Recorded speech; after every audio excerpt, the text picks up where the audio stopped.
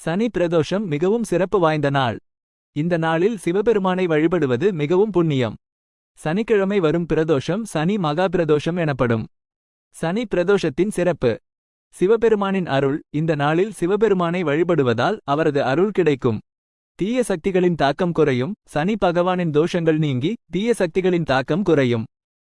வாழ்க்கையில் நல்ல மாற்றங்கள் ஏற்பட்டு எல்லா விதமான இடர்பாடுகளும் நீங்கும். குடும்ப ஒற்றுமை: குடும்பத்தில் ஒற்றுமை நிலவும்.